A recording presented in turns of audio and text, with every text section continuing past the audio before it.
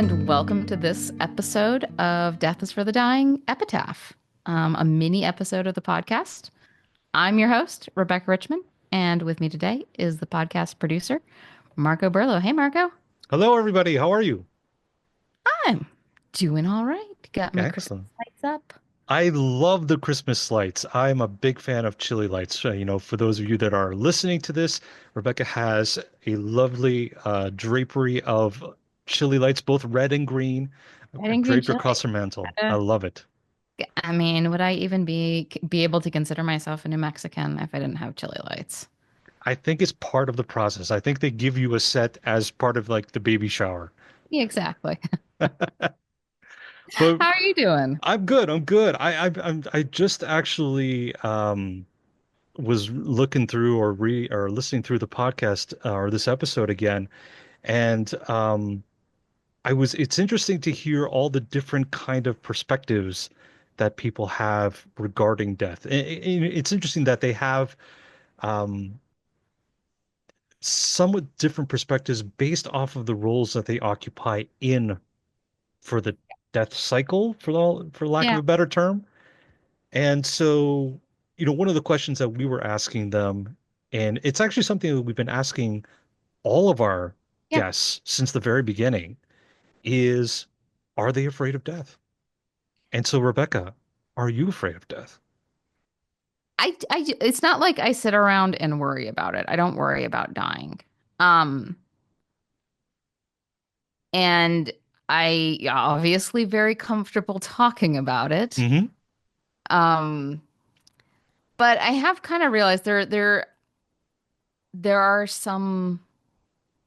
I think there's some elements of fear that, although it's usually like, well, who's going to take care of my cats? Hmm. Big part of the fear. Um, and just not wanting to miss out on life and not wanting to suffer. Yeah. Um, like I would prefer, to die at least 40 years in the future. Have another 40 years. Would prefer not to die in the near future. You still got a lot of stuff to do. Yeah. Yeah. It, Still it, discovering who I am and what I want to be when I grow up. I'm only 42. Um, all right, Peter Pan. Um, what about you? Are you afraid of death? you know what? I actually so today is the day after the anniversary of Goddess passing, and I actually went to go see her today.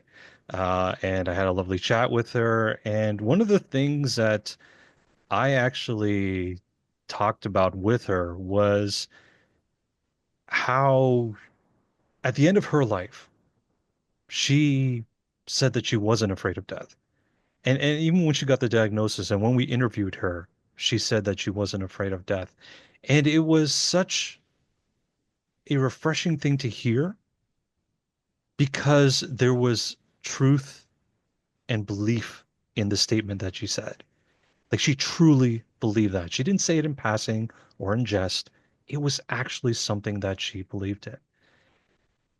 I've listened back to that interview a bunch of times, and I told her today, I said, I want to be more like you.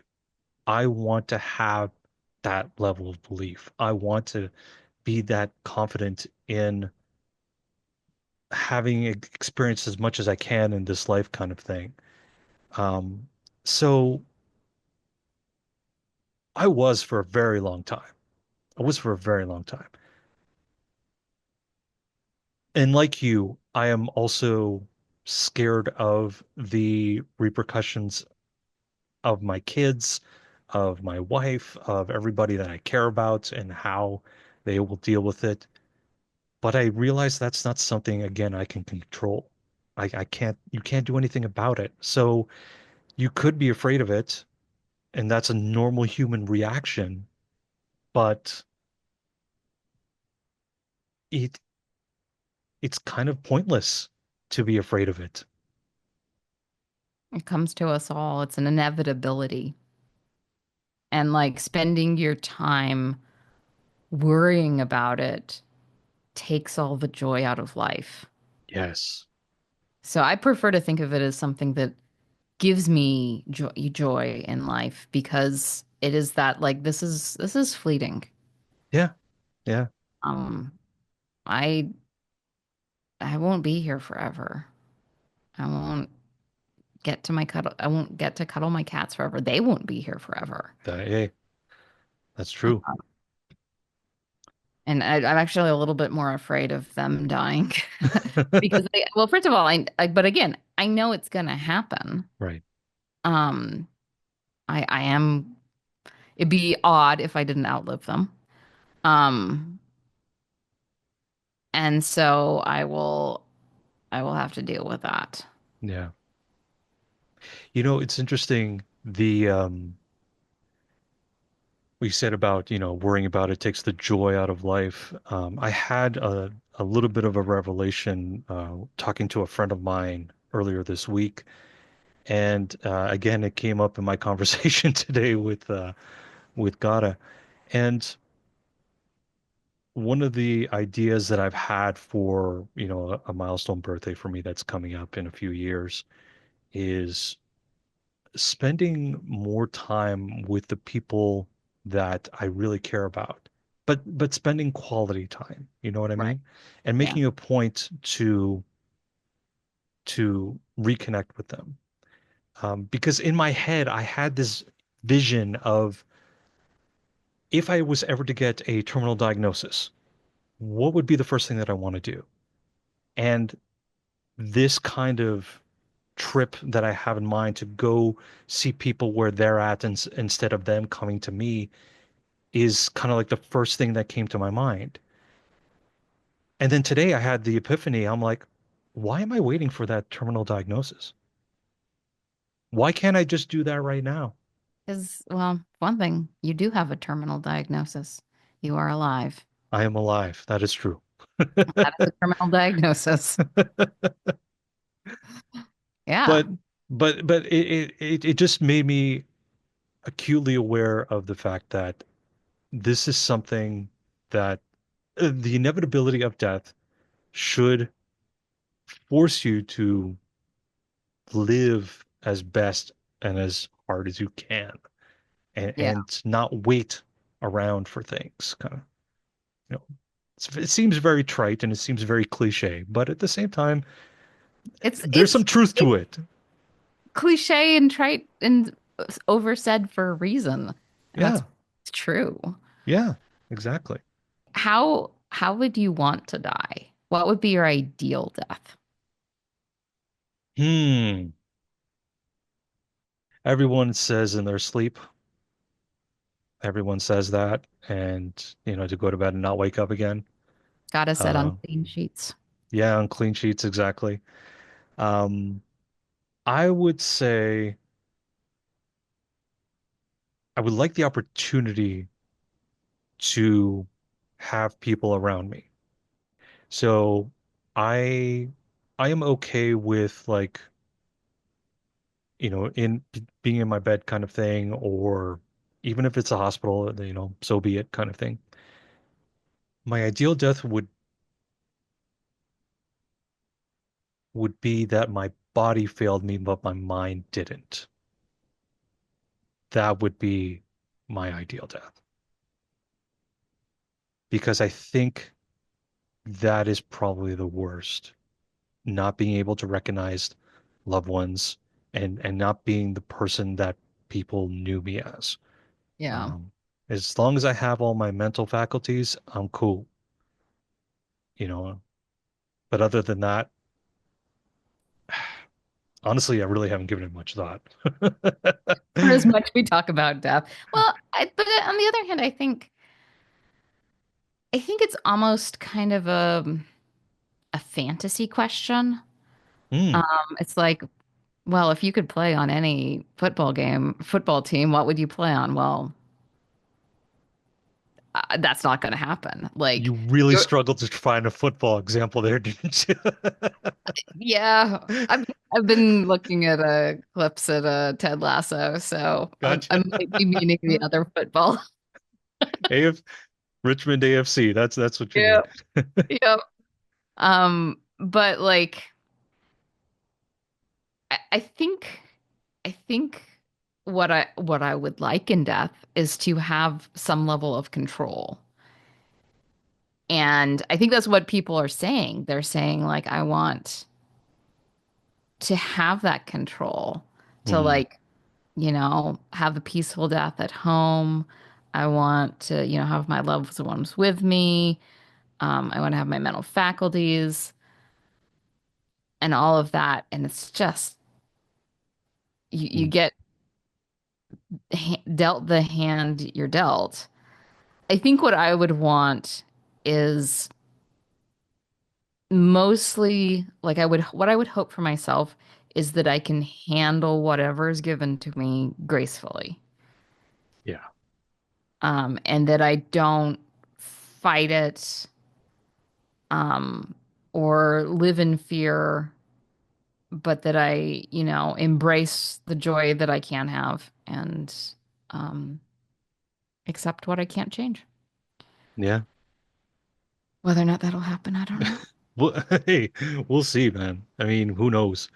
Mm, Like you said, control everyone. You're right. It is kind of a fantasy type question. Like there is the illusion of control. And I think you even referenced that a couple times in previous, epitaphs, where sometimes you just have to relinquish yourself, give up to the control, and no.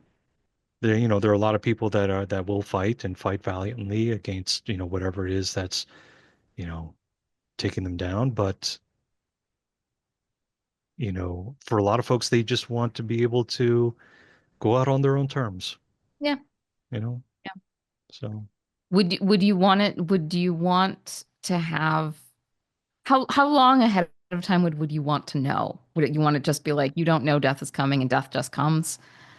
Would you that's a want great a question. couple of months, a year?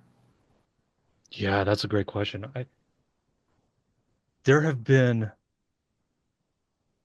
many instances where I've thought about that, like if I was given a year, what would I do? If I was given 6 months, what would I do? And it kind of helped prioritize, the experiences that I still wanted to experience while I was on this earth. I So we're saying that I have like 1 year of, let's just say, 75% autonomy, full control, and then falls off a cliff kind of thing I mean, I guess that's the in this part where hypothetical I situation. control over, and that's the kind of the gamble. But let's say, you start at 75% good days, and towards the end, you're at like 25% good days. Right. I think a year would be enough. I think a year would be enough. It would give me an opportunity to go some places that I would really like to go and visit. It would give me plenty of time to, you know, prepare my family and stuff like that. Um, and yeah, I think a year is more than enough. It might even be, now I think of it, it might even be too much. Yeah. I don't know. How about you? What do you think? What would you do? Or what would you want? I don't really know. I would want to know ahead of time. The whole like I want to ski into a tree or whatever. Um, I mean, I guess it has some bonuses. Yeah, so like I think I'd want to know, but I wouldn't want to wait years like we are with my mom, where it's just kind of all the process has been done. Um, at least on my side. Hmm. And we're all just kind of in limbo. Uh, and it's a long time to not know if she's gonna die tomorrow or she still has 10 years in her, you know? Yeah, yeah. it's a long time to sort of have that pause on your life. So yeah, I would definitely say a year max. Um, but I would want to know at least a little bit of, a little bit of time Let me ask you beforehand. this. How long would you wait before you would tell people about it? How long would you need to process that information? Because if we think back to, in one of the earlier episodes with Mara, and she was saying when Pat got his diagnosis, he was hesitant to tell other folks. And, he told a few select people first, but then, he slowly kind of rolled it out. Know if I could answer that question. I probably wouldn't. I would probably do it kind of a little bit at a time.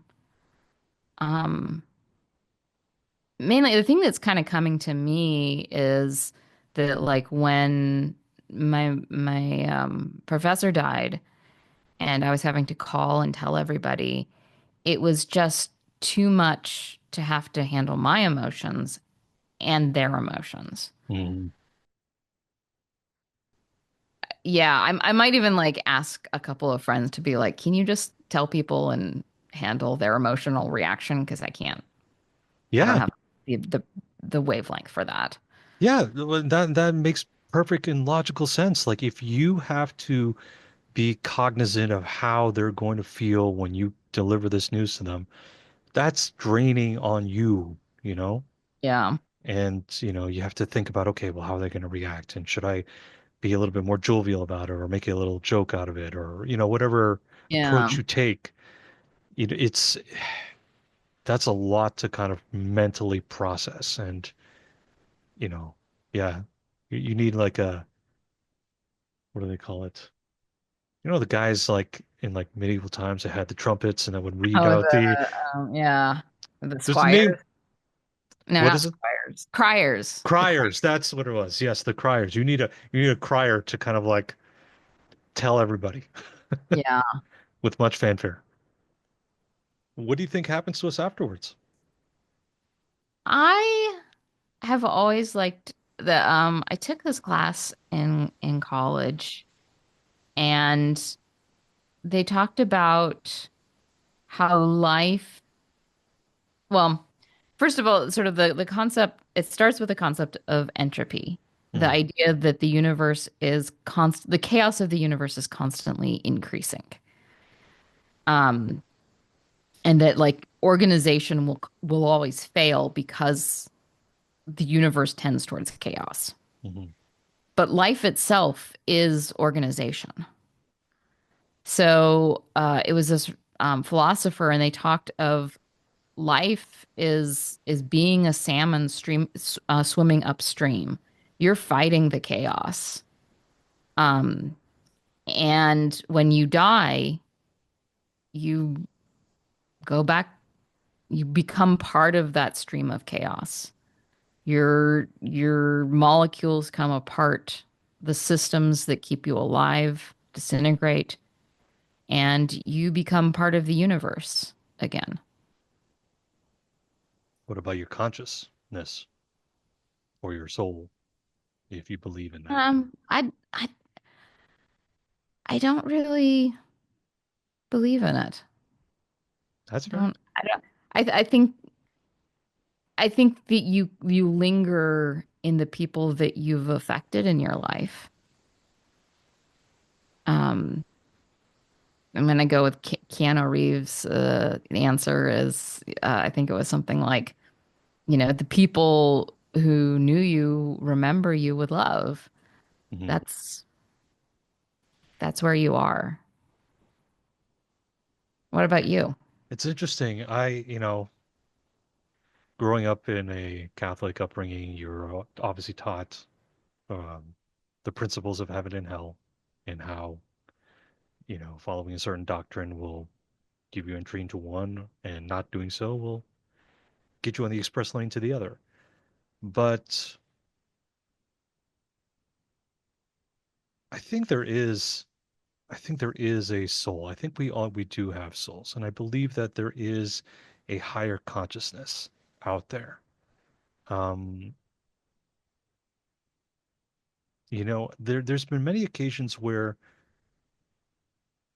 I've seen the afterlife described in so many different ways. We see it described as this wonderful angelic place, in movies and TV and stuff like that.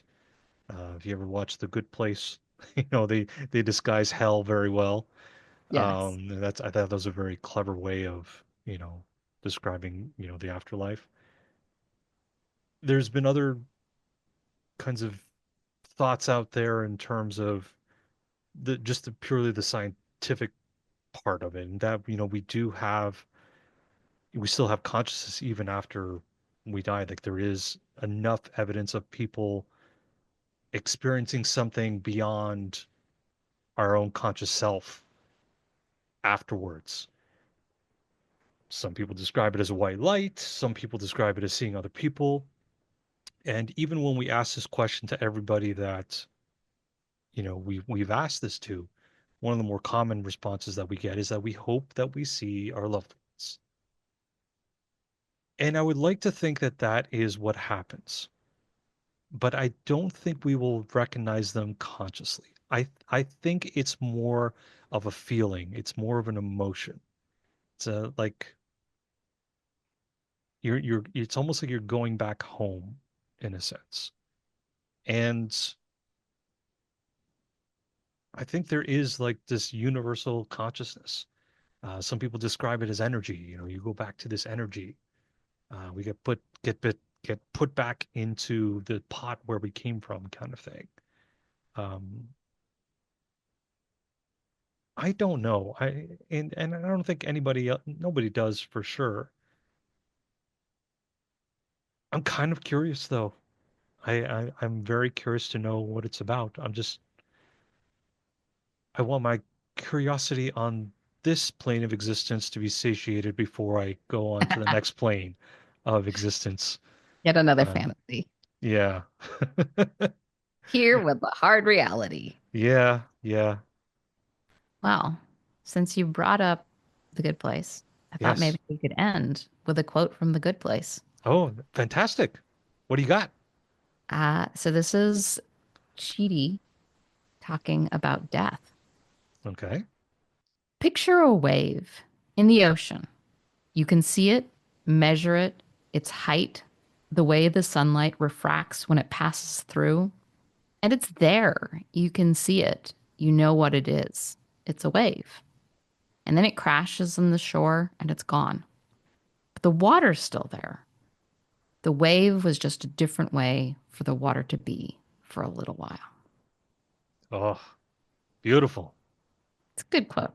And it Beautiful. pretty much sums up my take on it. I think that is a lovely, lovely explanation of what we're all about and how our lives are so ephemeral when it comes to the grand scheme of things. We're real, but we disappear. We disappear, exactly. Well, I think that's probably a good place to end it off. I think I will take the reins on ending this episode Okay. for all of us here. So thank you, as always, for all of you to join us each and every week. We appreciate you listening to us prattle on about death and all the topics associated with it. And we would always love to hear from you. We've gotten some comments in some of the YouTube channels, and it's been great. And we really appreciate you guys engaging with us. But let's keep that thing going. So if you want, you can reach us on all of our socials. Our handle is at Life is for the L. And that is available on Instagram. It's available on Threads. You can even use that same handle in YouTube as well. And we have an email address just in case you like to go old school. You can reach us at lifeisforthelivingpodcast@gmail.com. We would really love to hear from you. Yes. And with that, have a great day, everybody. We'll talk to you soon. Talk to you later. Bye. Bye.